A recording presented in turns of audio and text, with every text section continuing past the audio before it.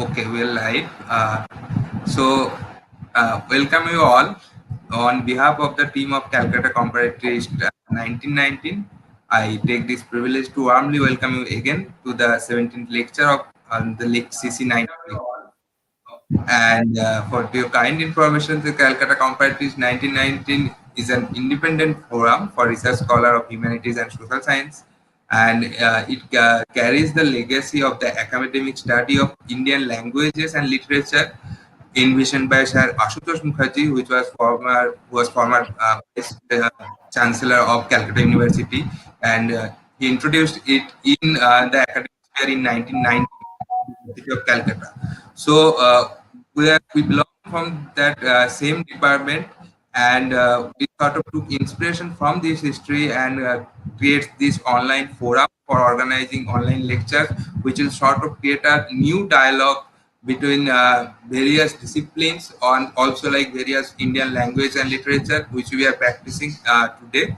So, and we are online, we are organizing these lectures, which will be like topics delivered by the academician and distinguished research scholars of different fields.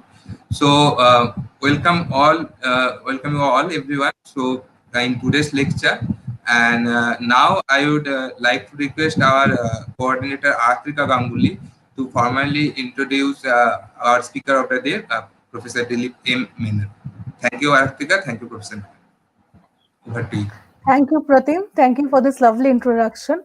I welcome all of you to our 70th lecture, and also a warm welcome to Professor Dilip Menon for joining us today. I will now introduce our speaker.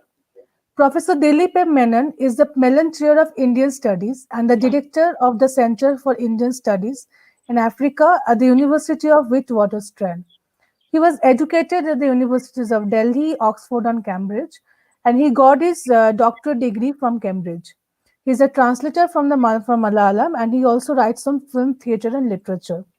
His research for the past decade has engaged with issues of caste socialism and equality in modern India. This has resulted in several essays and a monograph on issues of caste in modern India, as well as a translation of the first novel written in an Indian language by a lower caste individual. Currently, he is working on issues of cultural and intellectual history and is engaged in a project on the writing of history in India between 1850 and 1960. The work, inaugurated at the Center, is interdisciplinary and translational approach and looks afresh at issues of colonialism, modernity, and migration in the global south. Thank you, Professor Menon, for joining us today. I will not in details. I will not say more about because. Hello, am I audible? You are. You are audible. Yeah. Sorry, I unmuted myself. Yeah, I will not in details reveal, tell about his curriculum vitae and all. I'll just let Professor speak today, and he will be speaking on local cosmopolitanism, Kesari, Balakrishna, Pillai, and the invention of world literature for Kerala, circa 1930. I welcome you, Professor Dilip Menon, and this virtual floor is all yours now. Sir, you may please begin your lecture. Thank you, Aritrika. Thank you, Pratim, for inviting me on this forum. I've been following some of the lectures, and you've had a hugely distinguished array of scholars speaking on a variety of themes. And as Aritrika pointed out, I'm a historian by training, but I also think historically with literature, with film, with poetry. And I think primarily as a person from Kerala, writing about Kerala, but engaging with the world at large. And in this, I think one of my models is the person I'm going to speak about, Kesari Balakrishna, who was arguably one of Kerala's most important intellectuals, long-lived intellectuals. He died sometime in the 1970s, but he wrote on literature, wrote on history, and constantly set his face against what he called the dry academic establishment. He thought universities were like mausoleums where knowledge goes to die and is then interned. So in that sense, he was a maverick intellectual as well. So this talk is part of a long ongoing project because I've been engaging with Kesari Balakrishna Pilla's work for over 2 decades now and following in his footsteps because he was extraordinarily well read. And to write anything about him, I had to follow the skeins of his thought through 19th century literature, 19th century archaeology, and the world was what he thought with. So this is one part of the project that I shall be speaking about. The second part of his project, which I've just begun, is looking at his historical writings. But the fundamental puzzle that started me off on thinking about Balakrishna and many other individuals in Kerala was a question that plagued me when I was doing my PhD, that people who live by the sea very often forget the sea. So the question was really about the absence of the sea in the writing of the history of Kerala, which, as you know, is a coastal state. And then I began thinking about this and talking to other scholars working on other coastal regions. And one realizes then that the emergence of a landed terrestrial imagination is the result of certain historical forces, which then create a silence regarding the sea. You find this in Bengal, you find this in Kerala. And interestingly enough, both Bengal and Kerala come under the East India Company at about the same time in the late 18th century. And there is the growth of a landed imagination as the East India Company is interested in settling the land, creating ordered land revenue settlements, which will bring in revenue in order to promote law and order, and so on and so forth. You're familiar with the permanent settlement and so on.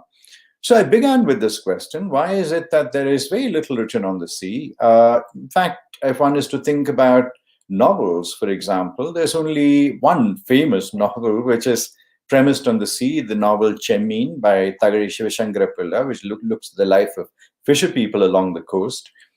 But then as I began working on this more and more, I began to realize how the sea always leaves its imprint on the imagination. So one may not write about the sea as such, as an empirical fact. The Australian anthropologist Greg Denning spoke about how Australians, when they write about the sea, they actually write about the beach and surfing and so on, because the history of the sea is too involved with the history of extradition of convicts from England, the coming in of white Europeans into Australia, the decimation of the Aboriginal population. So the sea carries a kind of trauma, and which might be the reason why then the idea of the sea then gets transferred onto the idea of the beach and sun and sand and frolic and so on.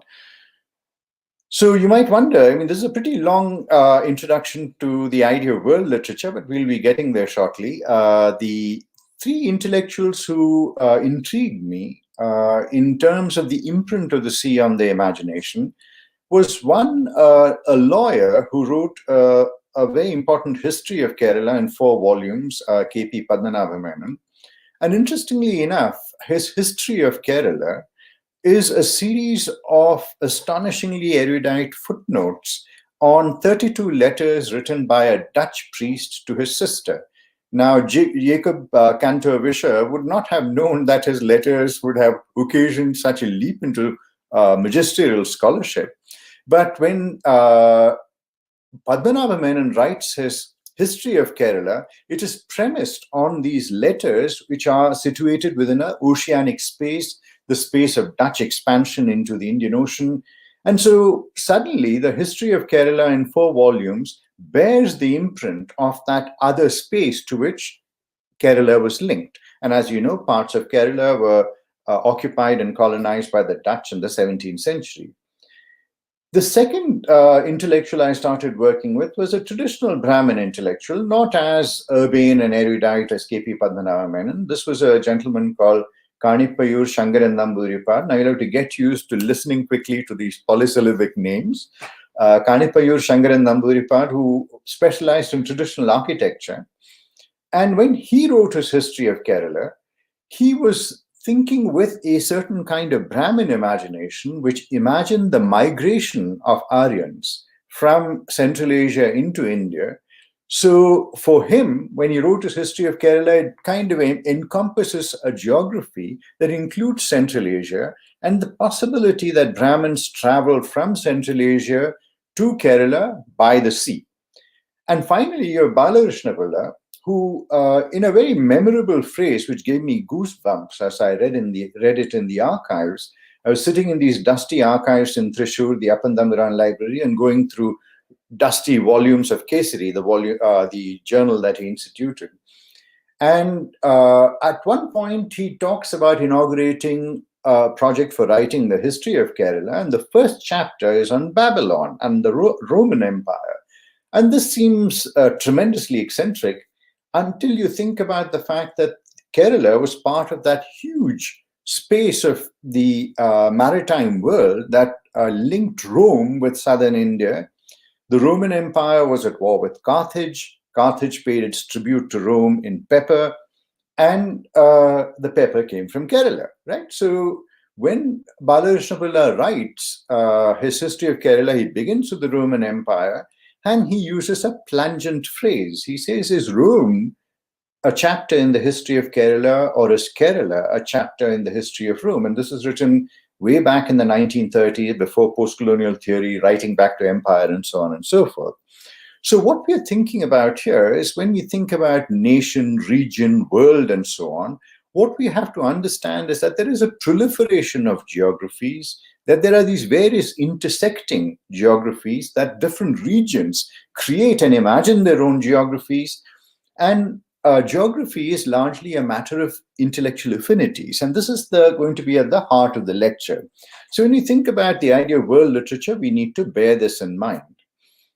And so this thinking by the sea means that Balakrishna, and we could think about several intellectuals in India at this time who do bear the imprint of the sea in their imagination. Kerala, the other puzzle for me in Kerala was that Malayali writers from around the 1970s onwards have been resolutely, in some sense, cosmopolitan in the way they imagine the region in which they write about.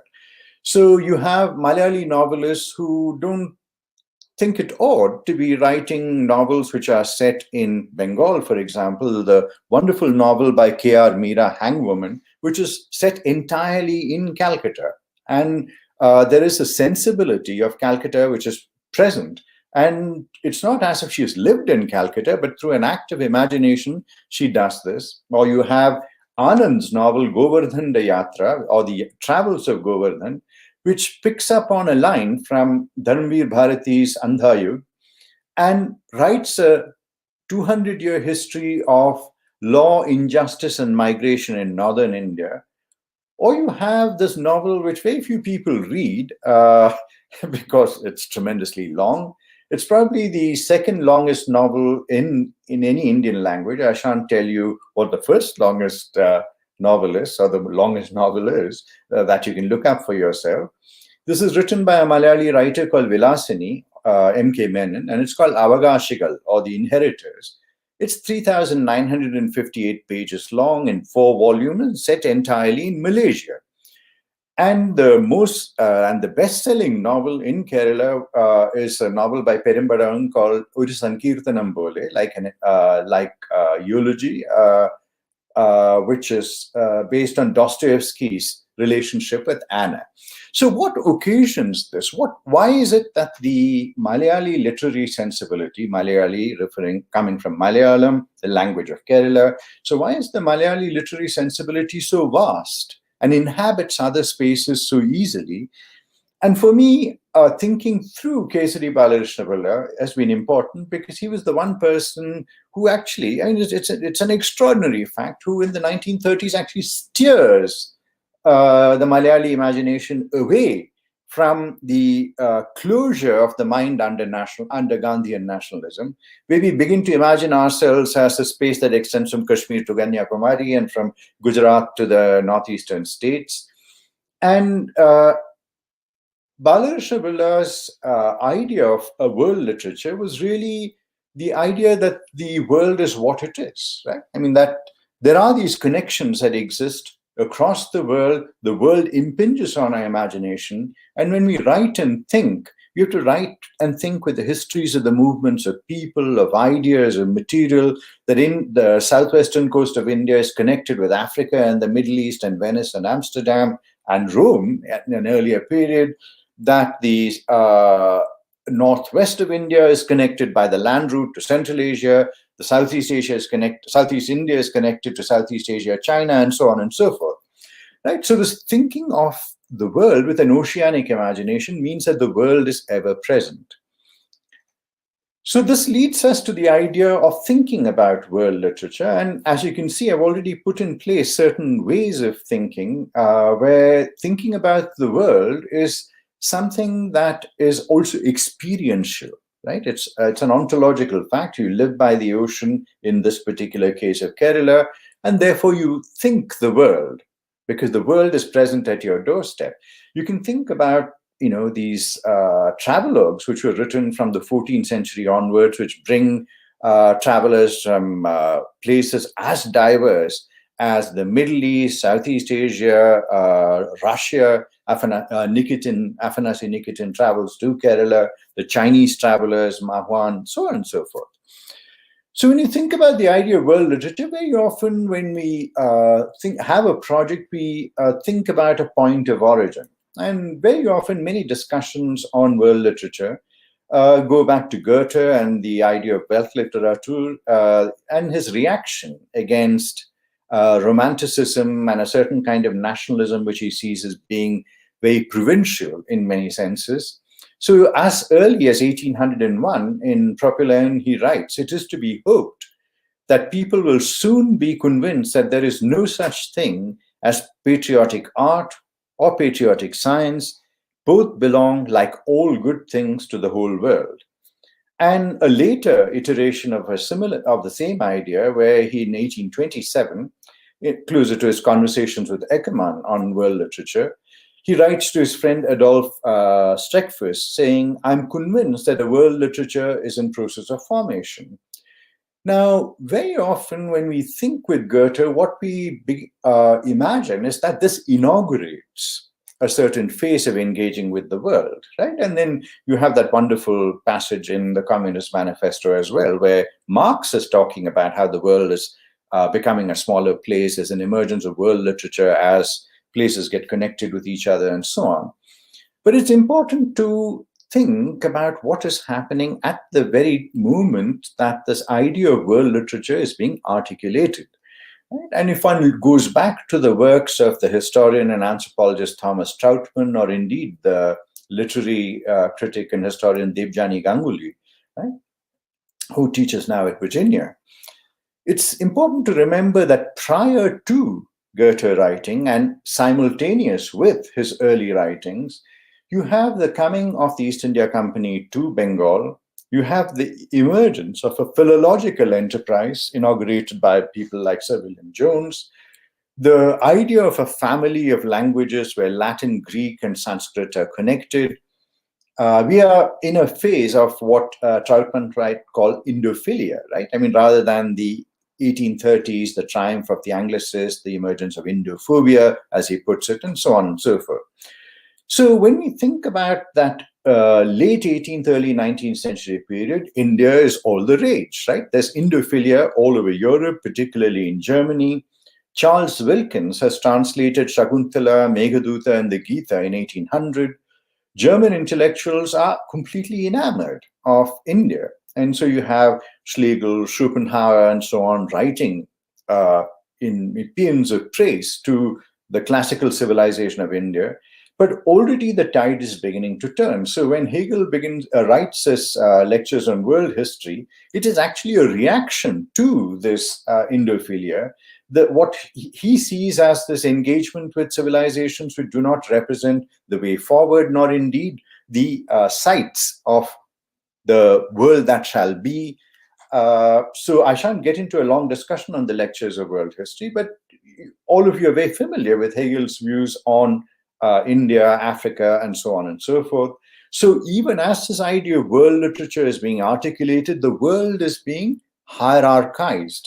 There is a theory of civilization that's being put in place where some parts of the world are the avant-garde, the other parts of the world are those to be left behind, mired in sloth and a lack of rationality, a lack of history, and so on. So this idea of world literature that Goethe inaugurates comes at a time when there is already the emergence of an idea of the world with its in a very hierarchical civilizational form. And you find this also in James Mill's History of British India, written in the first decade of the 19th century, where, as you know, James Mill has very little time for India and its ungoverned imaginings, as he puts it, which are subsequent to be immortalized by Macaulay in the 1830s, where he talks about seas of treacle and so on, so that the Indian imagination is too overwrought, it's too febrile, and it cannot be suborned to any idea of rationality. And so suddenly, you have to think about these two juxtapositions, that the inauguration of the world, the idea of world literature happens at the same time as the world is being thought of in exclusionary ways, where India, Africa, and so on do not make the cut with regard to being civilizational. And there is a forgetfulness and an occlusion of forms of literary imagination of these spaces, which is already happening at that time.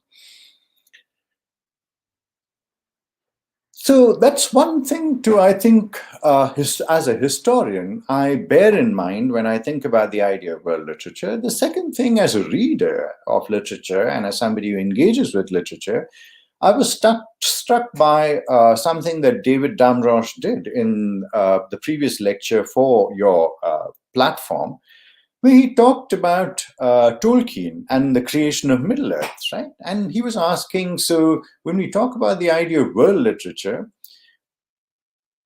how would we bring into our embrace the idea of the generation of worlds, as it were, that Tolkien creates an entire world with its own geography, its own language, and its own sense of morality and justice. Of course, when Tolkien was writing, there was also the parallel of what was happening to Europe. Europe was in a powerless state with the rise of Nazism, and a lot of these echoes of European history are present in the volumes of the Fellowship of the Ring and Hobbit and so on. But at the same time, there is the creation of an entire world, an alternate world, as it were. So when we talk about world literature, the discussions of Tolkien, or, for example, another English writer, Mervyn Peake, his Gorman Ghast trilogy, which creates another world, an imaginary world.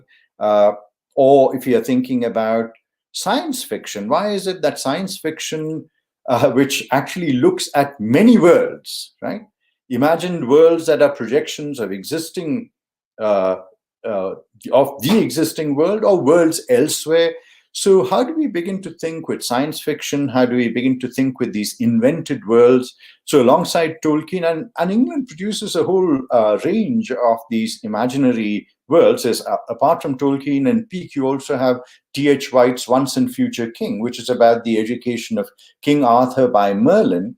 And here you have another dimension that's added, because for King Arthur, the young Arthur to become King Arthur, he truly has to embrace the world in all its variety. And so when we think with the phase of the universe that we are in, which we now begin to term the Anthropocene, where we begin to recognize the effect of the separations of humans from nature, resulting in a large-scale destruction of the environment, resulting in global warming and the multiple consequences of human hubris and the idea that the planet belongs to us for our delectation, as it were. Here you have in T.H. White's Once and Future King the idea that humans and animals are part of the world. So to write about the human is to also write about the animal. So in Once and Future King, Merlin, the magician, leads Arthur through the worlds of multiple animals, ranging from the ant to the bird to the animal and so on and so forth, before he can realize his full humanity. So in that sense, when we think about world literature, we have to think about the world as not populated only by humans, right? And interestingly enough, and in many senses, you think about novels like, think about that very important but forgotten writer, Dhangopal Mukherjee, right, who won the Newbery Prize in 1927 for his children's fiction in the United States. And his novels, again, his novel of 1927, which is called Gay Neck, The Story of a Pigeon, which is based on a life of carrier pigeons and their training. and where he says that man and winged animals are like brothers, he says in the language of the time. And this idea of an affinity, a broader affinity, which needs to exist for us to imagine any world literature, that it cannot be premised on the hubris of the human, right? And the vicissitudes of being human and so on. He writes a novel called Kari the Elephant. We can think again about the Jungle Book and Justice Stories. And again, that world that is created, which in some sense, where Kipling is being truly Indian in kind of thinking about the world of humans and animals together, which is part of the Indic imagination, whether you think about the Panchatantra or you think about the crownchair birds who are at the heart of the burning of the Khandava forest and the Mahabharata and so on, where humans and animals are constantly interacting, learning moral lessons from each other. So we need to think about world literature perhaps very differently in the Anthropocene, where the human cannot be the only subject within that literature that we talk about. And very often when we think about the idea of world literature, it has largely meant Europe finally recognizing the world outside itself. So you have something called literature, and then your world literature, which is literature that is not written by Western Europeans, because remember, even within Europe, when one says Europe, one doesn't mean Bulgaria, Moldavia, Macedonia, and places like that. It's largely France, Germany, England, Spain, Italy, and so on and so forth. So the Western European myopia, world literature is an idea that actually addresses that myopia and amnesia that lies at the heart of a conception of literature that is exclusionary. And this goes back to some of the observations that I made earlier, that at the very moment that world literature is being inaugurated, there are, at the same time, you have the ideas of empire and a hierarchy of civilizations emerging. And we need to think these two movements together. That Goethe's idea of world literature represents the end of a process rather than the beginning, right? And so on. I mean, this is a very entangled idea. So if we are to think beyond the centrality of Western Europe and the idea of world system theory, which is used a lot in some manifestations of discussions of world literature, the idea of the core and the periphery, and I'll briefly run through some of the figures. I mean, all of you must be very familiar with the literature on this, all the way from Franco Moretti to Pascal Casanova to Emily Apter, David Damrosch. I mean, you've probably engaged with all of this. And I shall just pick up on some of these themes, polemically in some sense, because polemics is at the heart of Indian discourse, right? As you all know. So Franco Moretti, when he writes about the law of literary evolution, right, and he's talking about world literature and the law of literary evolution, and he talks about, building upon Frederick Jameson, he talks about when a culture starts moving towards a modern novel. They're a hugely problematic sentence in many senses, right? Then there are cultures out there which have not yet begun to move towards a modern novel. What exactly is modern? What exactly is the novel? I mean, of course, when you're an undergraduate, you just read E.M. Forster aspects of the novel and you're told what a novel is. But what connects the enigma of arrival to Ulysses to Jeffrey Archer is anybody's guess, right? So when a culture starts moving towards a modern novel, as he puts it, and it's very clear that he does not mean The Tale of Genji, Lady Murasaki, nor indeed does he mean Pingali Suranna's mid-16th century novel, The Sound of the Kiss, translated by Velcheru Narayana Rao a few years ago, which is the first Indian novel, so to speak. And within Indian literature, again, there are these multiple discussions on which is the earliest novel, right? I mean, so in Bengal or in Kerala, this was the first novel, this is the first, and the reason why it's argued that this is the first novel is that it bears the imprint of certain features of the idea of the novel that comes from Europe. And I could put Europe in quotes equally, right? Considering the mess that Europe is in a very parlous state with regard to its own identity. So this idea of the centrality of Western Europe, of world system theory, it comes to a head in ideas like where Moretti says that what you have with the emergence of the modern novel, as he puts it, is a compromise between foreign form and local materials, which is a very banal and unhelpful idea to work with, of European form, local content, which you could say this about anything, liberalism, democracy. We are constantly, as Dipesh Chakravarti said, in the waiting room of history, dealing with these etiolated forms which come to us from elsewhere, which can never reach perfection here, right? You have the idea from there and you have the content from here, and we make a mess of it. So Moretti has not been very useful for me to think with. And of course, he has had subsequent iterations on the practices of reading. Should one read more? Should one read less? Ideally, he replies like any undergraduate that one should read less, because the idea is not to read more. It is to create these various forms for analysis and comparison. Pascal Casanova, in her book Republic of Letters, speaks about an international literary law where there is the handing on of the torch from Spain to England to North America in terms of the evolution of literary form, particularly of the novel. Though the book is not about the novel as such, it's about literary value, because she's a student of Bourdieu, and the idea of distinction, the idea of value within forms and institutions.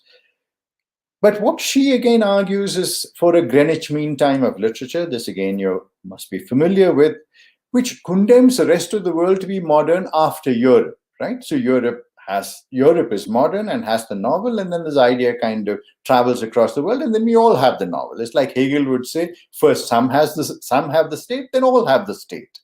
Right? And the only true modern, and this within quotes in Casanova, is somebody who recognizes this timeline of evolution and recognizes that the modern comes to us from elsewhere.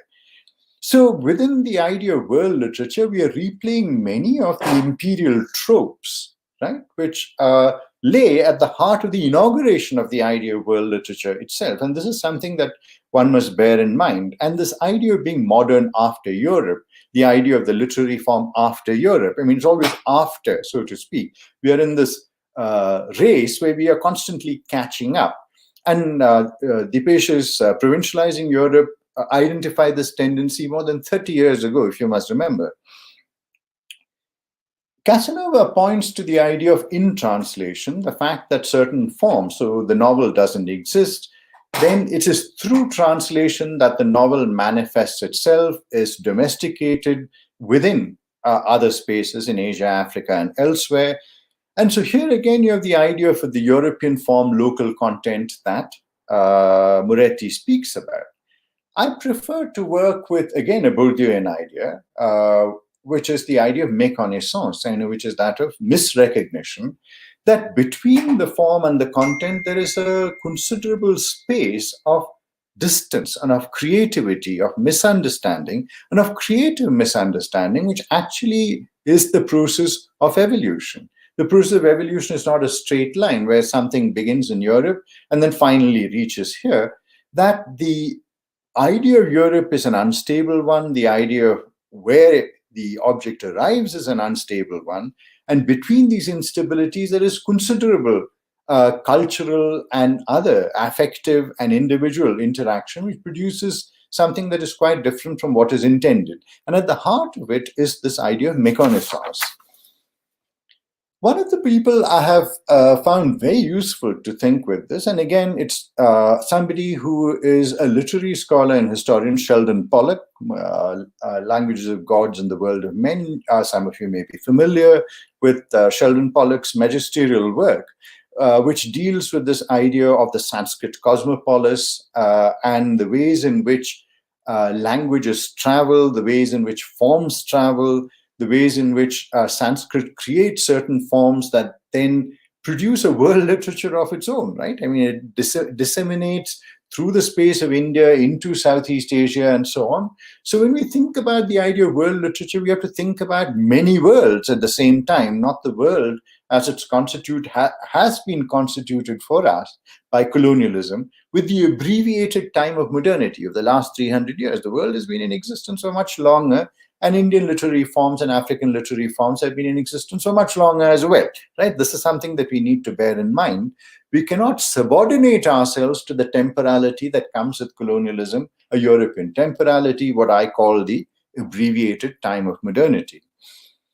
And Pollock argues that we need to be archivally cosmopolitan, meaning that people have always thought beyond the local across space and time. Right? When we think about Balakrishna saying, is Rome a chapter in the history of Kerala, or is Kerala a chapter in the history of Rome?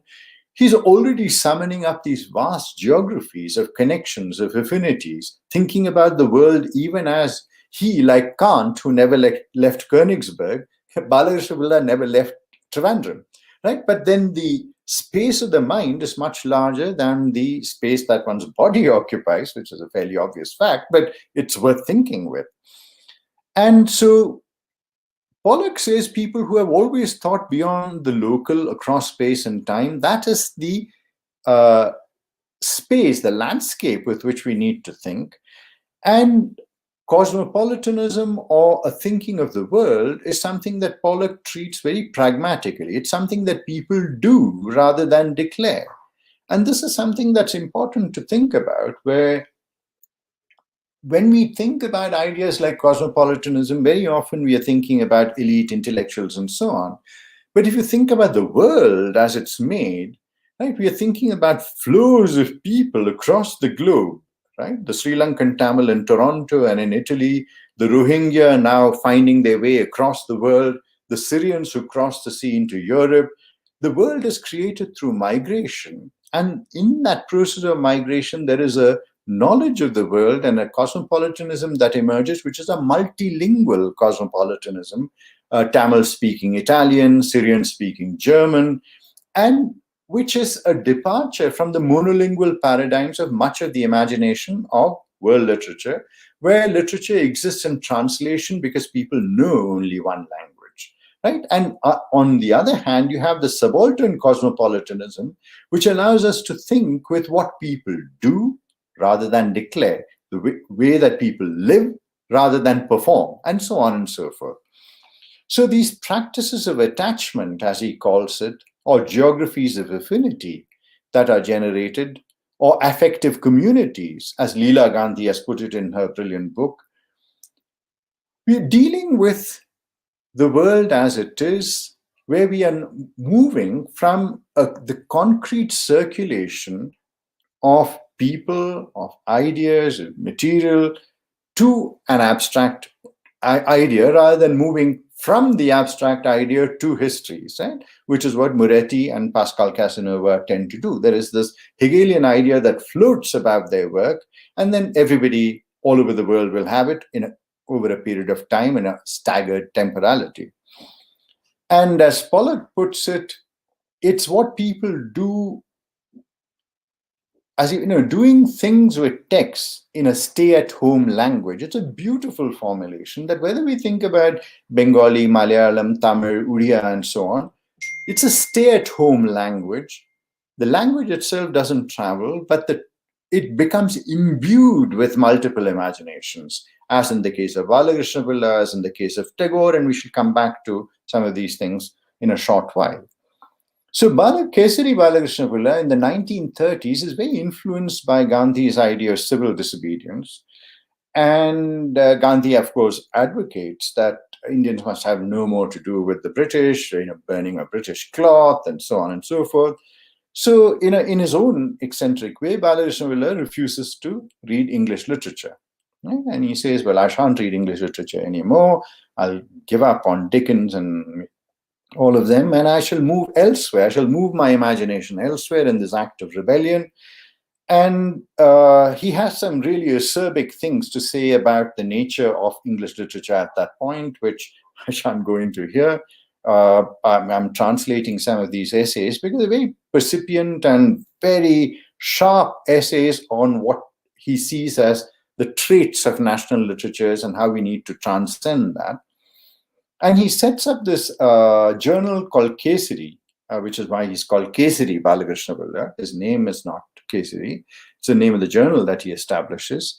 And fundamental to that is the idea of working against nationalism and the narrowing of the imagination that he sees as happening, where the idea of being Indian, the idea of autochthonous historical and literary production, which culminates in Nehru's discovery of India. So for India has been in existence for 5,000 odd years in Nehru's imagination, rather than being a contemporary invention of nationalism.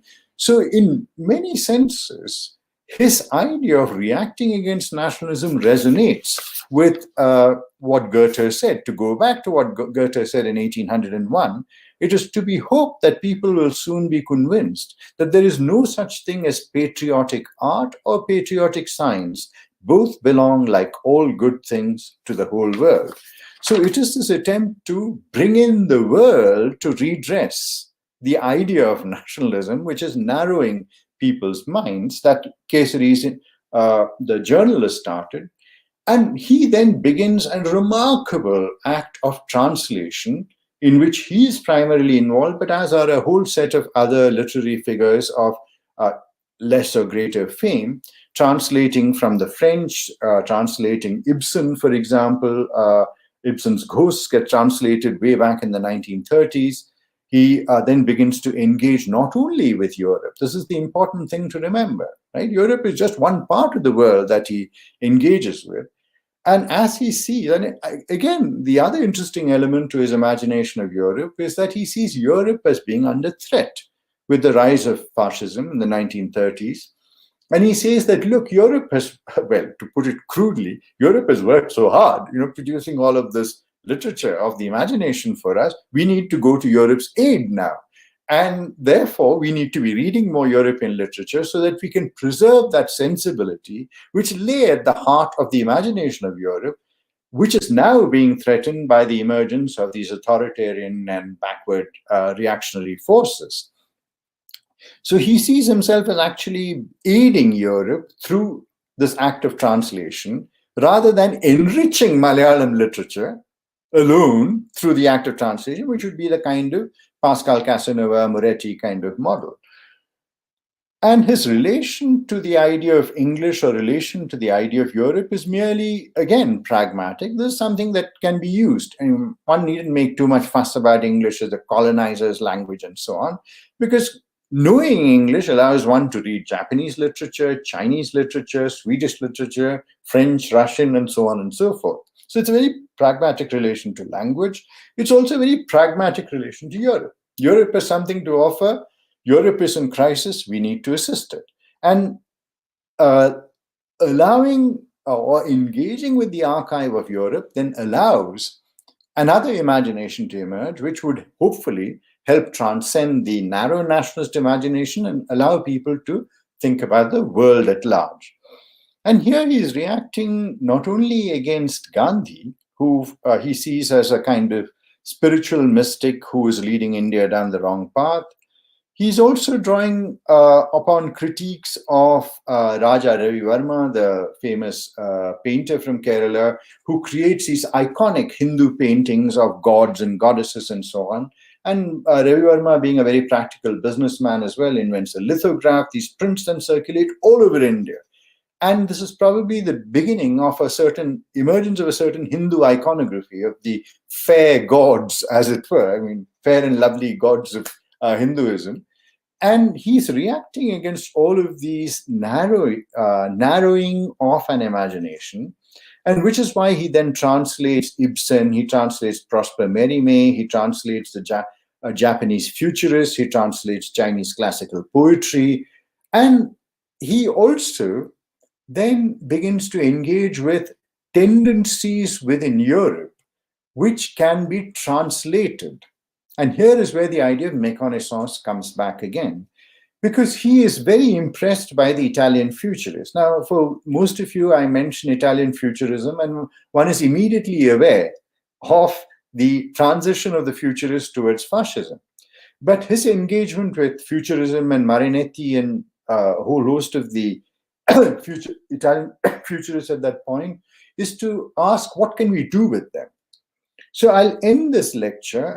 We're coming up to around 40 minutes right now. I'll hopefully finish in another 5 to 7 minutes. Because, as they say, 12 o'clock is the cruelest hour, as Eliot might have said. We are all waiting for lunch, and here I am nattering away. I've already had breakfast. So he produces this volume of essays titled Navalokam, on New World, a conscious echo of Aldous Huxley's Brave New World in 1935. And I shall just speak about 3 of the essays in that. The first is Kerala Kalayum, Futurism, or Arts in Kerala and Futurism. I mean, those of you who know Bengali well and know Sanskrit will find a lot of these words fairly easy to follow. And one of the things about the things that he points out in Kerala Kalayum, Futurism, is that what we need is an engagement with the materiality of the world, such as the Italian futurists engage with, that the world is becoming modern, ideas of speed, machines, and so on. And the Gandhian spiritual mysticism represents a return to the past. It exalts the village, it exalts demeaning forms of labor. And in one sense, he's thinking along the same lines of Ambedkar here. Ambedkar has no time for Gandhi's romanticism for obvious reasons. And so this idea of materialism, what he calls a kuttivepa, injection of materialism into the Indian consciousness, he sees that the futurism, Italian futurists allow us to do that, where one stops dealing with past glory, right? And here, that's his critique of Nehru, that this kind of deep reaching back into the past to talk about the glories of the Mauryan and the Gupta and the Indus Valley civilization and so on. He says this is the apaswaram, or the dissonance, right, that exists, which does not allow us to engage with the present and its exigencies. And interestingly enough, when he translates the word futurism into Malayalam, and again, if you listen to what I'm saying, you will recognize exactly what is meant here. How does he translate futurism? Bhutakala Vairudhyavadam, right? So Bhutakala Vairudhyam, opposition to the past. So futurism is not about looking forward, it's about an opposition to the past. So already futurism, Italian futurism, has become something that begins to align itself with existing Indic philosophical traditions of thinking about the past, the present, and the future.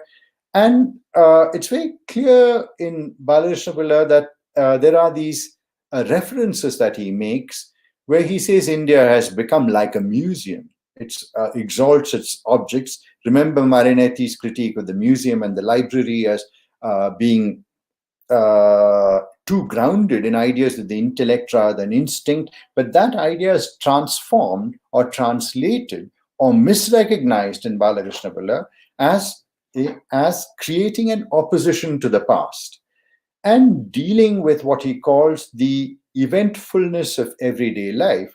And here, again, interestingly, he brings Chekhov and the Italian futurists together. How does one talk about everyday life? And how does one talk about the texture, the skeins of everyday life? And he also then goes on to argue that futurism is only a talkalika marga, right? It's a temporary mode. That futurism is not the answer, right, to our present engagement with the glories of India's past, that it allows us to rupture, to create a moment of rupture within an imagination, within a dominant hegemonic imagination of nationalism, with which is tied this worship of the past and the idea of the nation as opposed to the world, right? And what he offers at the end of the essay is that what we need as a mode beyond the talkaligam, beyond the temporary mode of reasoning, is not humanism, because one cannot describe one person's life in terms of another, nor indeed something that takes us to the social function of art, which then debilitates the very idea of art and imagination itself. So he leaves us at the end of the essay with a question, right, rather than an answer. If not humanism, if not the social function of art, then what? But futurism here has become a way of creating a rupture in a dominant imagination. The second essay in Navalokam is French novelum Maupassant. So the French novel and Guy de Maupassant. You can't get the Maupassant sound, so it becomes Maupassant in Malayalam. And what he says here is that what he talks about in this prodigious enterprise of translation that he's engaged in, he asked the question, how can we create conversations through translation? Translation is not about importing value, right? Which is the central idea in Casanova, for example.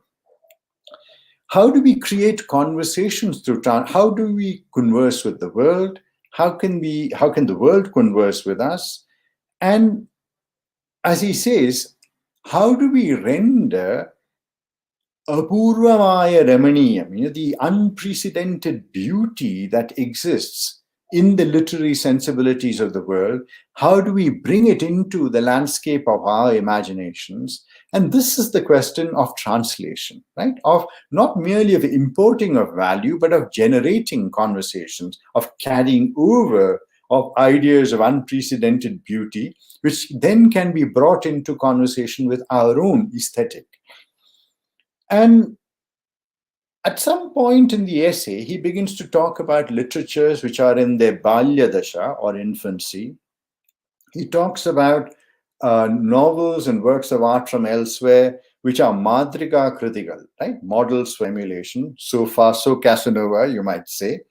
But the question that lies at the heart of this essay is of transforming both form and content, right? So where he's saying, look, what we have are these forms that we see as European, and what we have is a content that we see as European, but these are all forms of human imagination that circulate across the world. And what we are doing in this process is creating these conversations which allow us to recognize affective communities, geographies of affinities, through practices of attachment, some of the phrases that I've been talking about earlier.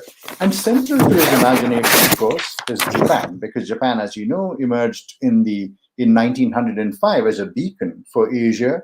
And this is something that Shumit Shorkar writes about in the Swadeshi movement.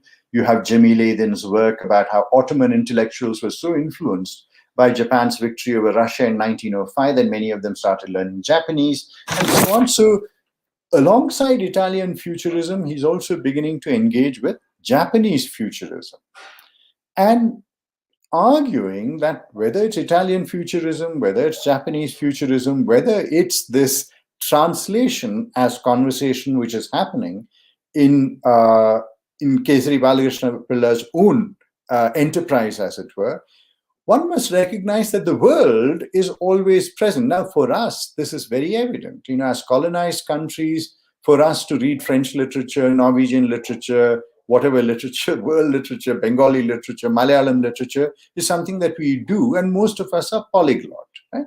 Growing up in India, we grew up fluent in many languages, whereas when you think about most European countries, they are monolingual, and for them, the idea of world literature exists only in order to address their ignorance of the world. Right? And that's a relation, the Hegelian relation between the master and the slave. The master need not know much about the slave knows the master, has to know the master intimately. The final essay is Manashastra Vadavam, Marcel Proustam. So the Science of Psychology and Marcel Proust. And this is an extraordinary essay because this is written in the 1930s. Remember, Proust died in 1922. Scott Moncrief begins his translations. He gives up his life to devote to translating Proust starting in the 1920s. And so the first translations of Proust are beginning to emerge in English in the 1920s. And already Balakrishna Pillai is au fait with this, right?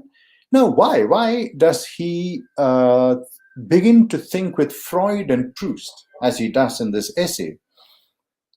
And it's a very, very, very interesting reason why he does so. Because again, think back to the idea of world literature, the reaction against the idea of the nation, reaction against the idea of past glory, reaction against the idea of the Indian citizen, right, which is in formation at that point.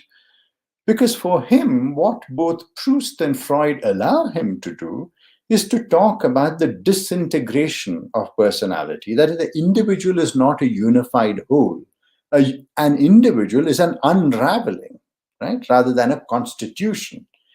And his reading of Proust actually leads him to actually live Proust, so to speak. Right? So, if you remember, Proust was a hypochondriac of a high order. He confined himself to a cork-lined room most of the time, except for brief moments of socializing.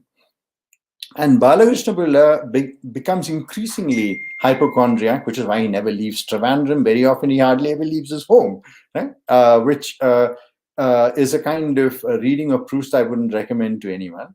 But this idea of this disintegration of personality, the idea that the individual is not a unified whole, that the individual represents an unraveling, is a kind of argument being made against the whole nationalist project of creating the nationalist subject, right? And the creation of the nationalist subject, as we increasingly realize with hindsight, was a creation of a Hindu subject, a Hindu casted subject, and so on and so forth. And in Kerala, as you know, and Kerala in South India more generally, by the 1930s, anti-caste movements have become fairly strong.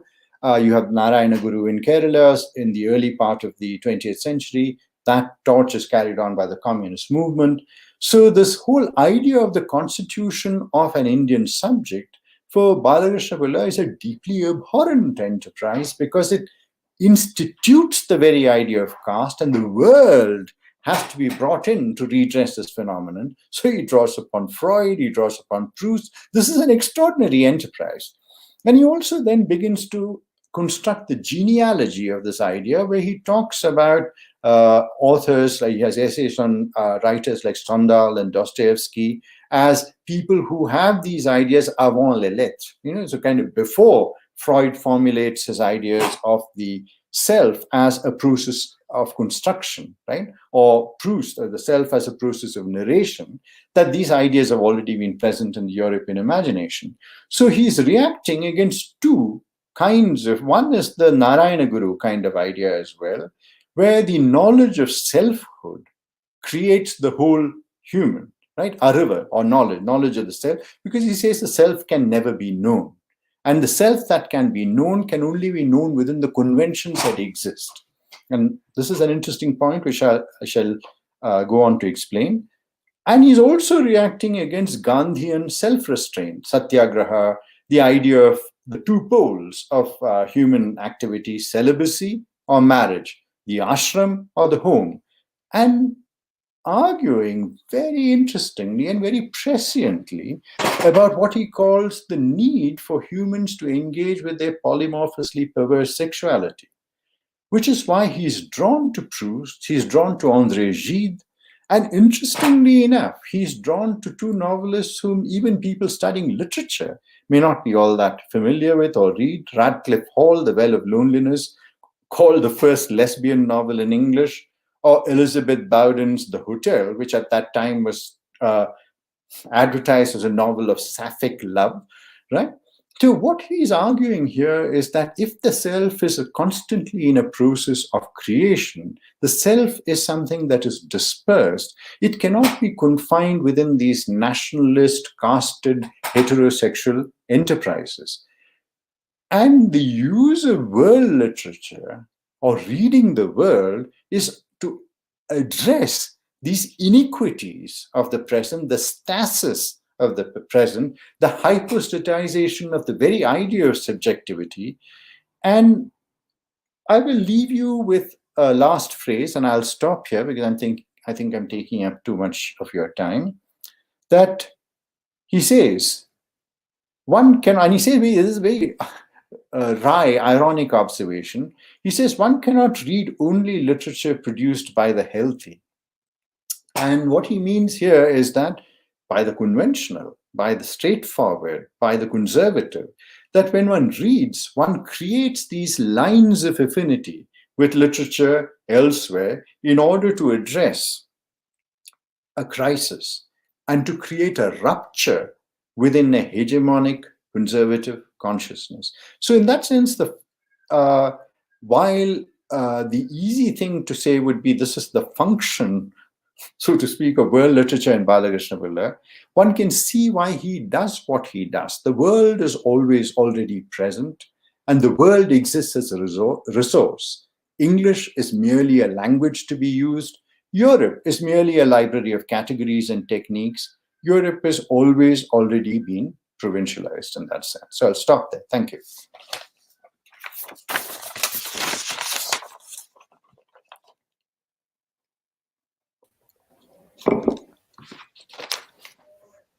Thank you, Professor. Thank you for this very splendid lecture. Professor, if you want, we can go to the Q&A session before we start comment. We comment and we start discussing. We can take Up to some you. questions from the audience. Yeah, I've done my bit. Yes, Now you sure. do your bit. Yeah, thank you. Yes, Artrika, yes. before going ahead to the Q&A session, I have actually something, something might query, as you can say. Yes, Pratim, please go ahead. Yes, yes.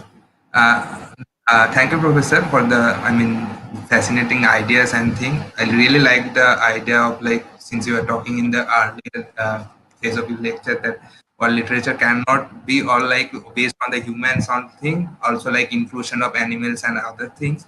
This idea is like very great. Yeah, it's a very unique idea. Yes, yes, God and like, thinking. yes, also like I have like some point since I mean as just I have heard from your lecture that uh, uh, Kesari Balakrishna and Pillai's idea of like world literature sort of didn't fit to the category Mauritian or the Casanova model of comparative literature, world literature. So I was just thinking that since he was associated during the 1930s with the, the progressive arts and later movement in Kerala. I was reading that he was like closely associated with that organization which is like Jivat Sahitya Sthanam and all. Yeah. I found, I was like, I find quite interesting to me that since Marx, in like in his world literature, is like sort of saying for the particular human emancipation or the struggle to create a world based on the pragmatic needs of collective sustainability and all, and that's the idea. Like I think I'm not sure that maybe I'm not right anything, just a question. So, do you think that marks this idea of to struggle to create a world, uh, pragmatic needs of collective sustainability, or the like creates a world which will be like found its expression in the other parts, from the sources of other parts of world and world literature. This is to jumble up, like this is sort of interesting in case of Pillai, that uh, since he was closely associated with this Marxist group of like this organization or the ideologies like Pillai, Joseph Mundasiri and all. I think his idea in his essay Navalokam is quite like similar to this idea, like world literature cannot be like by doing only the English and all sort of things, since he was translating Maupassant, also Darwin and everything. So I think he was like quite very much moved by the idea of Marx, I am assuming here, and sort of create or thinking or imagining world literature from maybe that point of view to look to the other sources of or the literary evidence and all, are also the since she is also writing a sort of history which is like uh, sort of rejecting the idea of or conventional historiography of the Malabar and all evidence. So I was like, I was thinking that maybe since he doesn't fit or his ideas doesn't fit with the Mauritian or Casanova model, but it's kind of fit into the Marxian model of the world literature and things. So Let me answer that very briefly. Like very briefly, Kesari Balakrishna Pillai like B.R. Ambedkar, had very little time for Marxism. Right? He was associated with the Jival Sahitya, the progressive writers, but he saw them as fairly narrow in their imagination, having a very, very narrow idea of what constitutes a human, what constitutes subjectivity, being ignorant, as we have seen in the Indian context, of issues like caste and gender hierarchies. Balakrishna didn't, and at that point, towards the end of the lecture, as I pointed out to you, he saw very little in these progressive movements that dealt with the very issue of the intimate question of sexuality, that the world is not heterosexual. The world is constituted through multiple sexualities and multiple possibilities of the self. And he felt that at that point, at least, that Marxism and Marxists lacked the imagination to address this. So while he aligned himself with the progressive forces, he was not subordinated to the idea of Marxism, and nor did he see much value in it. And you can understand why so, right? Ambedkar, as you know, had huge problems with the idea of socialism and of Marxism as well, for obvious reasons. And that's the burden that the communist movement in India has had to carry. It's only in Kerala where the idea of communism was translated into an ideology of caste egalitarianism that we have a kind of emergence of a public sphere which is open to everybody, unlike Bengal, right? Bengal is still a very, very casteist society because it had never recognized the existence of caste. The assumption was that somehow a transition to class had happened, and increasingly we are realizing the the pitfalls that arose with such an understanding of Bengali society. I mean, for a long time, it was only Shekhar Bandyopadhyay who wrote about caste. Right? Now, more and more people are beginning to write about it. Right? I'll stop there anyway. Thank you. Yes, also like the idea of the multilingual cosmopolitanism and the local cosmopolitanism, I think, which you have also mentioned in your earlier prose and essays. I think that is like quite interesting to, I mean, since I was like for like few days back, I was like just reading one article, and this sort of the national historiography, which is like even in case of Bengali, we are doing like Pishi Das or Pishi Bakchi or Kalidas are doing also like quite like different and not like that kind of historiography which like which we like inherited from the European and all. So that is also like interesting for me that Balakrishna and Pillai is this sort of creating a new history or writing a new history for the that region, and I think that is like his imagination was like deeply rooted in something else, which is not particularly influenced by the colonial aspects or the their things and all. So maybe that is like that's why he is sort of talking about more or more like the Mopasa or like the Ibsen and all things. So that is like for like my learning also, and also like it's like great to learn here. So anyway, that is my like few observation and like few queries and everything. May I So briefly say something about this question of temporality that you've raised, right? I mean, why does Balakrishna begin to write history? And there is, and the important thing when one is embarking upon any academic inquiry is to ask a very simple question, right? And provide, hopefully, very complex answers. So the question is, how far back do you have to go in order to write a history of the present? Okay? Now, this is seemingly simple question, and very often for us, in the kind of courses in history that we do, we have these crude distinctions between ancient, medieval, modern, early medieval. And so when you study modern India, you start from 1757, if you're adventurous. You might start from the 19th century if you're even more adventurous. You certainly will not go beyond 1947 because that is contemporary India and studied by political scientists and sociologists. So you see the confusions of all of this. Certainly, we will not begin from 1,000 years ago. Right? And that's what Balakrishna Pillai does. Balakrishna Pillai says, look, He what did has that, yeah. colonialism done? Colonialism has abbreviated our sense of time. It has constrained us to think about the world for the last 300 years, which is the history of Europe's emergence from its own barbarism. Right? So what if we think? To think the history of Kerala starting from the Roman Empire is to actually talk about another time, a civilizational time. Right? So how far back do we have to go? As far back as necessary in order to write the history of the present, and depending on what we write on. So the reason why my work has been staggered for so long is that to engage with the profundity of Balakrishna Pillai's work and the extraordinary range of his reading, because he cites authorities who work on Egyptology, on the Hittites, on Sumeria, on China. He connects up Kerala's formation from the Parashurama myth, where Parashurama throws his axe, recovers Kerala from the ocean. He connects it with the Chinese flood myth. He connects it with the origin, with the Noah's flood.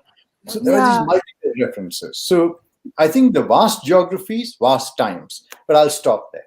Yes, Aratrika, I don't want to. No, it's absolutely all right, Professor. I think he was also, what in today's sense we can say he was a comparatist as well. No, like when he talks about like comparing the Mahabharata's Yudhishthir's character with the Sumerian civilization's characters and with the Greek civilization, he's doing a comparative study that presently in the curriculum we are doing.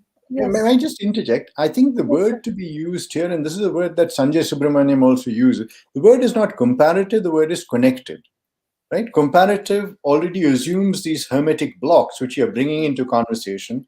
The world is always already connected. To speak about Yudhishthira is to speak about something else at the same time, right? Yeah. Because of the circulation that has been happening in the world. Yeah. Historically. Yeah. Sorry. Yes. No, it's absolutely fine. And also, like what I have read, that during his time he was also talking about the Aryan migration theory and all, and he was not taken that seriously. Later on, academicians and historians started taking his theories seriously. Can you can you suggest some readings on that, or maybe can you comment on that? No, actually, the thing about Balakrishna Pillai is that his historical writings, which are now in 4 volumes, but there's still a lot of uncollected stuff. When he talks about the origins of civilization and the movements of population, I mean, he is still unique in talking about the Middle Eastern origins of civilization. Right? Which is a debate that I will not enter into. I'm not formally trained in archaeology. I've not read a lot of the literature around it, but I believe there is a consensus around this in certain scholarly circles. And so the idea of the Aryan migration, you must remember, is also the part of an emerging consensus at that time. Right? And it was a part of an emerging consensus which also served a certain kind of political purpose. So when you have the origins of languages, the discussions of the origins of languages, so way back early in the 19th century, F.W. Ellis talks about the Dravidian proof, right, in Madras Presidency and the Dravidian language group, as opposed to William Jones, who's largely talking about the Sanskritic language groups. And then by the late 19th century, when Bishop Caldwell writes his dictionary, the Tamil dictionary, he's the one to suggest that the Dravidian language existed prior to the Aryan language, and it was the Aryan conquest that pushes a lot of the population southwards, and all of these ideas that you're familiar with, which are then polemicized and politicized by the Dravidian movement. So when Balakrishna Pillai is writing and he's talking about the Aryan migration, all of these ideas are around at the time. But the idea of Aryan migration into India is not a central facet of his writing. It's part of thinking about world migrations, right? And the fact that the world is constituted through the movement of people rather than the imaginary borders between nations, what Amitabh Ghosh called shadow lines, right? Arbitrary lines drawn in the dust. So in that sense, he is thinking out of that incarcerative shell of nationalism to the idea of a larger globe and larger movements of peoples. And this is one part of the argument. I mean, I don't know whether Pillai has anything interesting and unique to say about Aryan migration, that he's reflecting the historiography of the period. Yes, I mean, migration is the only constant. Exactly. Everything is And migration changing. precedes borders. Exactly. I'd like to take some questions from the audience as well. There are some Yes, questions in please. YouTube. Yes, there are many comments, but I'll show the questions. The first is by Avinav Maitra. He is asking, uh, how is globalization seen in literature, and how it can be linked to modernism?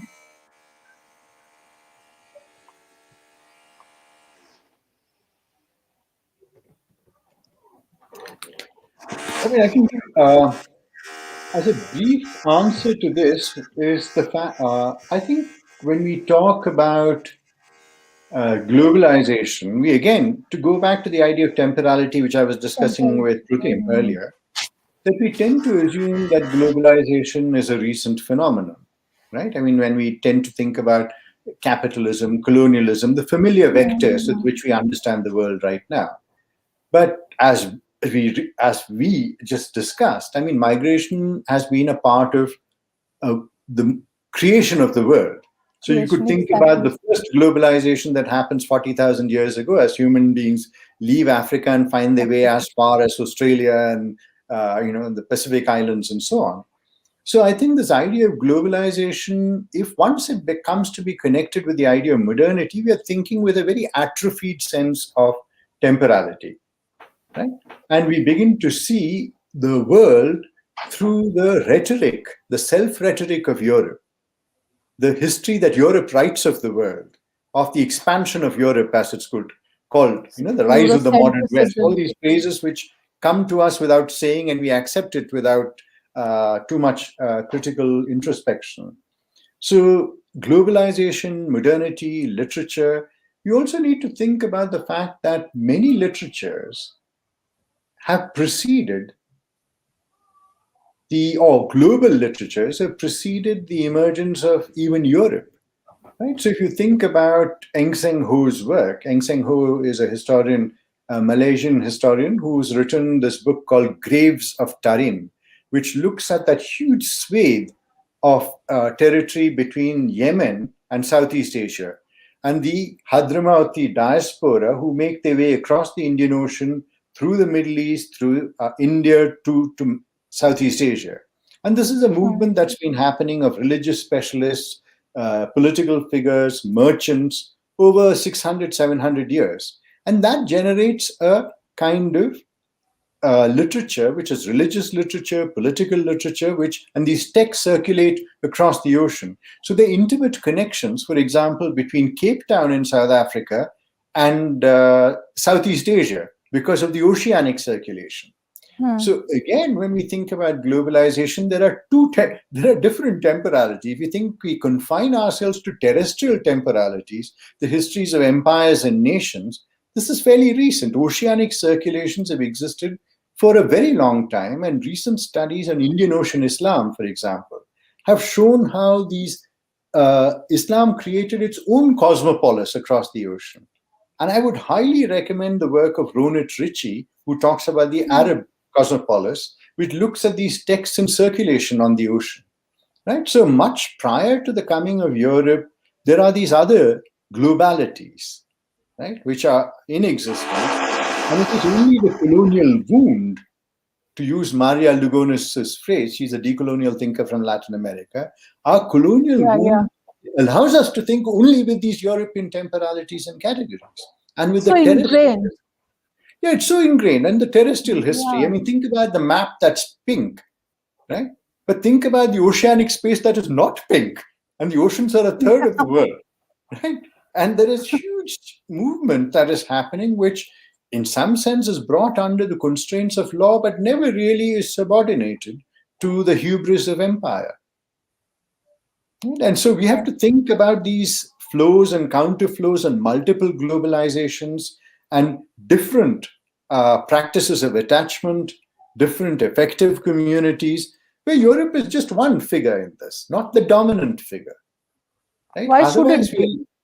Why should it be? And I'll just end with this. I mean, you have Benedict Anderson's book, Spectres of Comparison, and he forward an idea of the double consciousness, that for the colonized, to be in Delhi is to think of London at the same time, to be in Indonesia is to think of Amsterdam at the same time, to be in Cambodia is to think of France at the same time.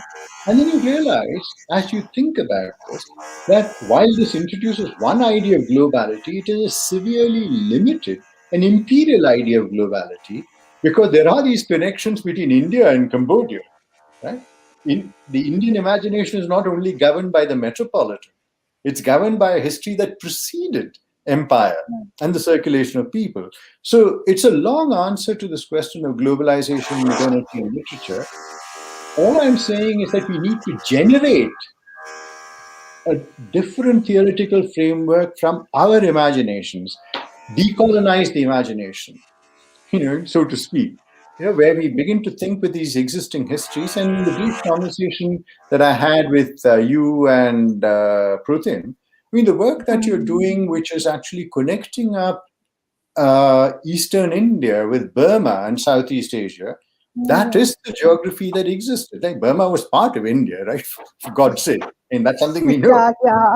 Somehow for us, it's already excised from our imagination. Anglo-Burmese wars brought in the early 19th century actually brings it under the control of empire, but otherwise there have been these flows, as Sunil Amrit's brilliant book has shown us, that the Bay of Bengal is merely a space through which multiple histories circulate. Yes, and coming to this ocean, as the lecture series you are doing, writing ocean as a method, or you have done many works in the ocean studies, you have delivered keynote lectures, you are also, I think you are writing a book with Nishat Zaidi ma'am on ocean as a method. So I mean, it's easy to say ocean as a method of understanding history. Like, how do you formulate, how do you, I mean, conceptualize the methodology while studying from whatever location I'm in? How do I use it as a methodology while studying a text, maybe, probably? No, for that, I would suggest you read the book when it's written and swell my royalties, such as they are. Yes. But I think, so that's a plug for the book. Thank you. But I think the important thing here is to move away from these narrow definitional categories that we inherit as undergraduates. That we are historians and that we are anthropologists and that we study something called literature, and then we study something called philosophy. I think once we have escaped from the incarceration of the mind that happens as a result of our education, we are able to see that this question of methodology that you're raising means that as a historian, you have to read novels. As a novelist, you have to read history. As historians and novelists, you have to read anthropology. Think about Amitav Ghosh's own intellectual formation, right? Somebody who did a DPhil in social anthropology from Oxford. And think about the geographies that he generates, which arise not only out of his personal autobiography of movement across spaces, but of a recognition of the fact that the world is always already being connected. Think about Gun Island, for example, right, where Sundarbans and Venice are connected through the flow of Bangladeshi migrants. So I think this question of a methodology is, we always think about this as a prior question. Right? I think the arriving at a methodology arises from what you study. Right? So if you're interested in these proliferating geographies across vast expanses of time, what one needs to do, as Comrade Lenin might have said, is to read, and read everything, and not think of oneself within these confines of these strange disciplines. It's like, for example, in India, one of the criteria for getting a job in the history department is, have you done an MA in history? If you've done an MA in English, no, you won't get a job in a history department. That's why we are so stuck, people from the comparative literature disciplines. We have nowhere to go. No, but I think you have the world to go to, right? I mean, see, this is the thing of this is precisely what Balakrishna Pillai has been articulating to see yourself as confined by this national space, the the constriction of the imagination that happened under nationalism. Right? Think about the Nehruvian movement of the early 20th century and the Gandhian movement of the 1930s. Nationalism was imagined in relation to other nations. He was at the League Against Imperialism, speaking in Brussels, speaking in Geneva. Right? Think about South Africa. Right? The idea of South Africa is imagined in exile in Zambia and Sweden and elsewhere. Mm-hmm. Right? And it's Gandhian nationalism that makes us think about this map of India. And that is the map, unfortunately, which now is imprinted. It's like the stamp on our passport. We're trying to stamp it on our foreheads. The stamp of a Hindu India, right? Which stretches from India to... And the idea that India extends beyond the ocean, that very many Indians who... like, for example, for most Malayalis, Dubai is a district of Kerala. Right? Yeah. There's a natural flow. They leave their home, they finish their degree, flow, yeah. right? Because that's where half of Kerala lives. Right? So I think those kinds of, you have to take into account actual lives rather than theoretical constructs. So your methodology will emerge and your theory will emerge right at the end, which is why they say the introduction to a book is always written last. At the last. Right? You don't begin with the introduction. Yeah, Gandhi is a fascinating example of how he's connecting South Africa and India to the indentured laborer, if I'm talking about that context. Yeah. I think it's a fascinating example. Yes, an indentured labor is not part of it. Sorry, Pratim? Yes, even like African, I used to teach one text from perhaps Tamil, I guess, a short story which used to talk about the migration On of alien soil. people from Kerala to Africa, the Natal provinces, and how they are used to work in sugar mills and everything. Also, the idea of how we are going beyond our national boundaries and everything. In our class, our teacher, Dr. Nirmal Pramanik, is used to teach that. Think of the Vietnam War. I mean, when the Vietnam War is happening in Kolkata, we are protesting, or we are writing literature, poetries, and everything with the expressing our solidarity with the Vietnam War and everything. And that's how we are sort of creating a pan-Asian view or the pan-Asian imagination, which is we often talks about and I think this sorts of the thing we have to go beyond the frontiers and everything, and the idea of Gandhi's nationalism which sort of acts I think that's the thing. Yeah, actually, the other side of this, Pratim, the other side of this is the dystopic idea as well. See, just as much as we imagine these landscapes of emancipation, right? Like after the Swadeshi movement, Emin Roy going to Mexico, somebody going off to Japan, Birendra Chattopadhyay going off to Germany. There are these multiple connections that emerge. But if you remember in Shadow Lines, there's that wonderful, depressing image where the character is sitting in Nehru Memorial Library and working with a compass on a map and looking at the distance between Khulna and Rawalpindi. Right? So when there's a riot in Khulna, a riot breaks out in Rawalpindi. Right? And so within that arc, he takes that to the map of Europe and he draws an arc and he thinks what event in Europe would actually bring out people at such a distance.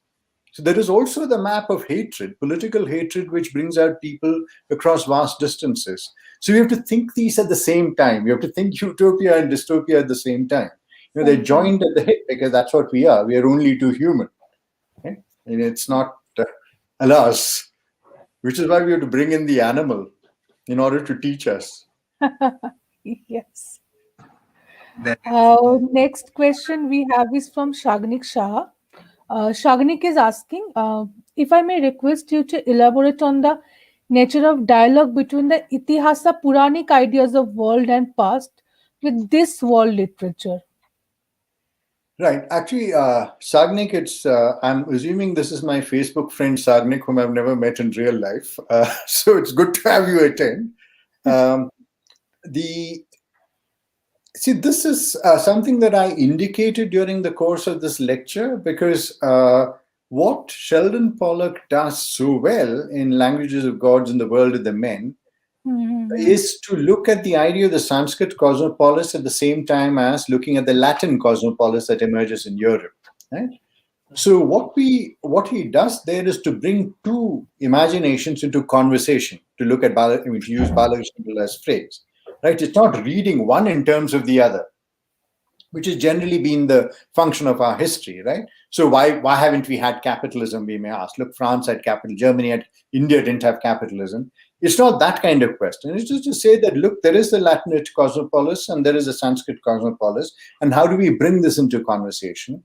So this is something that, again, we need to think about, where when we deal with the idea of itihasa, the wrong kind of question to ask would be, is itihasa similar to the enterprise of history? Right? Which is, because this is there are so many generations of lost scholarship because you've tried to measure ourselves against Europe. Do we have an idea of history in Europe? And then you rush pell-mell to show that itihasa is history, Purana is history, Charitra is history. Whereas all of these are multiple forms, different forms. So the question here is, how are we to generate these conversations? But before that, what we have to do is to actually try and understand these. How far back do we have to go in order to study a history of the present? So writing, even as modern historians or modern comparatists, we have to now revisit, remember. It is that wonderful book written by Ganesh Devi, After Amnesia. We live after amnesia. Right? So we have to recollect. And in that sense, Sheldon Pollock, I personally have tried to now go back, as it were, reading through Schulman, through Bronkhorst, through Sheldon Pollock, and also through Jonathan Goneri, and of course, our own... why am I forgetting him? Forgetting the name, the Bengali philosopher who studied at Oxford. You'll remember Urindam Chakravarti, right? People like that, because it's not easy to return, right? There has been a kind of excision that has happened where we see ourselves as being modern. Our connections, our affiliations with these earlier forms of knowledge are not there. There is no continuity. We don't study Sanskrit or philosophy, for example, as a matter of our schooling. And very often the politics of the present has given us this perverted view that to study Sanskrit is to be a votary of Hindutva, right? There are the peculiarities of the politics that we live in. And so Bronkhorst, who's one of the greatest scholars of Sanskrit, he's recently edited a volume in the same series as Sheldon Pollock. Sheldon Pollock edited a volume called Rasa, on the Rasa theory and its multiple manifestations. And to read that is to realize how complex and changing the idea is, that you can't just say, okay, let me apply Rasa theory to modern cinema. That it demands, it's like learning another language, to get familiar with a whole new set of metaphors, a whole new set of illusions, and so on and so forth. So Bronkhorst says in his introduction to the volume on Shabda, the relation between language and reality, he says that it's like engaging with another world altogether. Right? You can't so easily transition. So when we say, what do we do with the Itihasa, Purana tradition connected to world literature, it's not a quick fix. It's something that if you think this is necessary, you begin now. In probably 5 to 10 years, you'll have some clarity with regard to this. But it has to be, we have to think about these intellectual questions in a much longer temporality, precisely because we are a colonized people. Right? And this is important to remember, because merely becoming independent in 1947 is neither here nor there. You remember Ranajit Guha's phrase, there is one battle that the British never won, and that was the battle for the British mind. And I can never tire of saying this. That is the only battle that the British won, the battle for the Indian mind. They left. They're no longer with us. But in some sense, we're still subordinate to these European trajectories, European models of history, publishing in European journals, for example. All of these where what you study is suborned to another intellectual enterprise. And so this distortion that is at the heart of our intellectual gene is something that we need to address. So if Sagnik is asking me this question, I'd say, Sagnik, take 10 years and do this.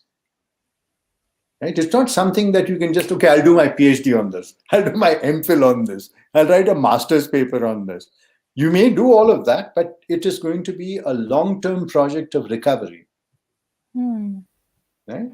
And it's to go back to Ashish Nandi's brilliant book, which I'm writing on right now, The Intimate Enemy. That's called The Loss and Recovery of Self Under Colonialism.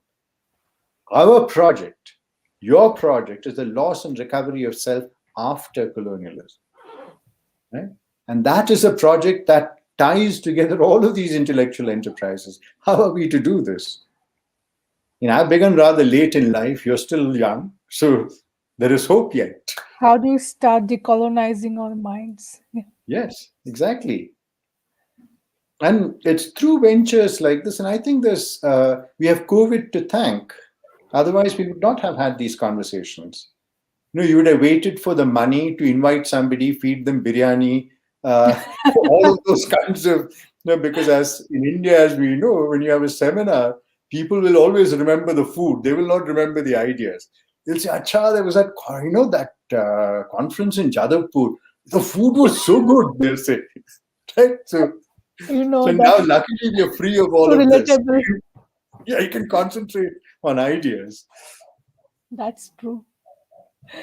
We have one last question.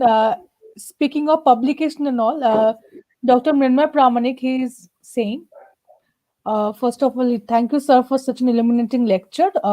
You have addressed many aspects which are not often addressed while talking about world literature. My question is, how does the publishing restrict South Asian literature in the curriculum of world literature in the West? Because in world literature curriculums in the West talks about Vedas, Tagore, Amitabh Ghosh, Salman Rushdie more often. I ask this because international houses are often more often publishes Indian literature for circulating in South Asia only. Actually, there's a whole set of questions in this short question.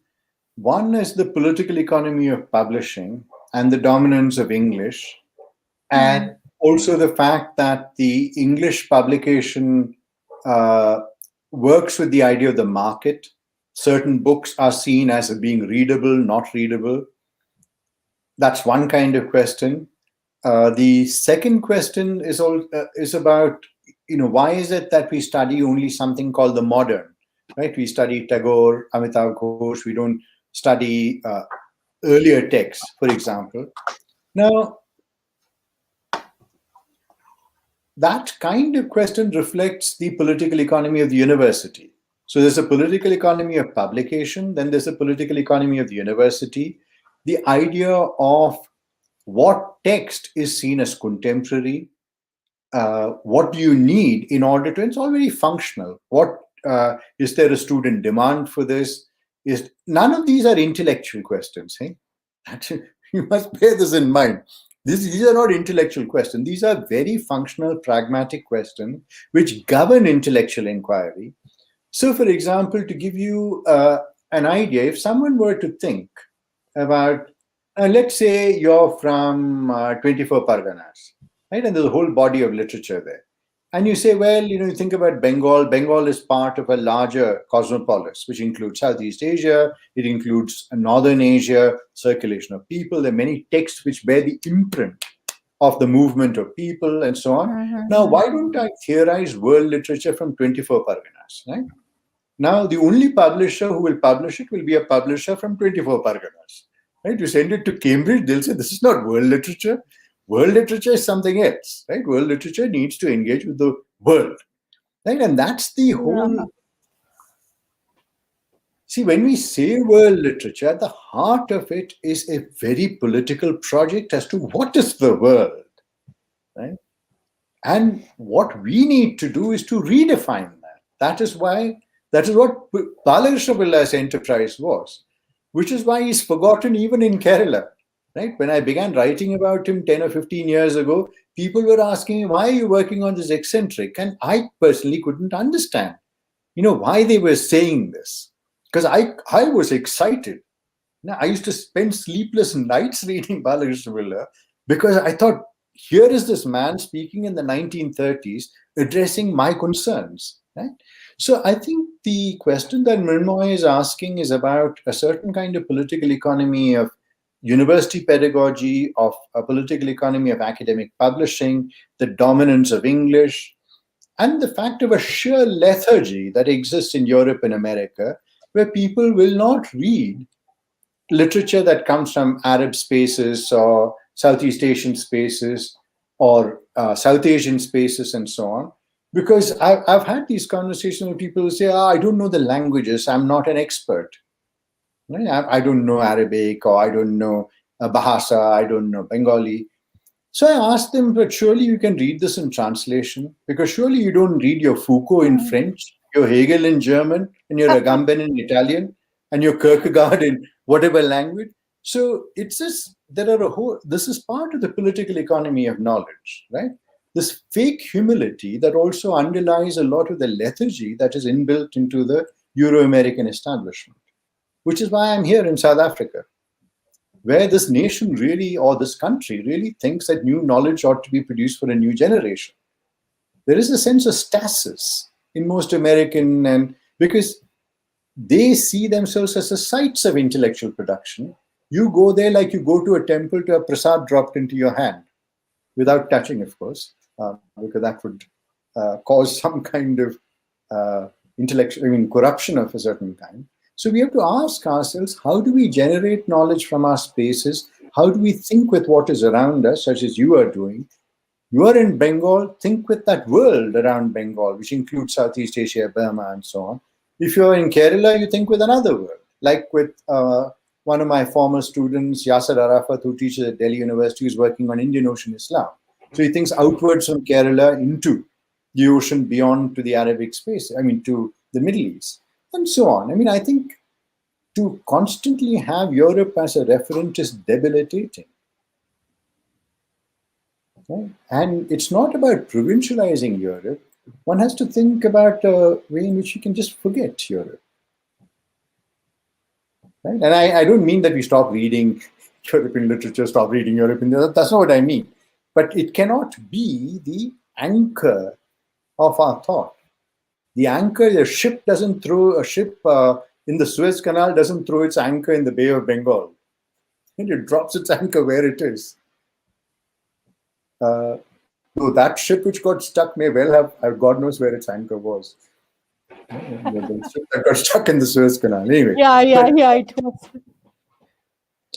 Yeah, we have to think from our position. Yes, it's a politics of location. So location, exactly.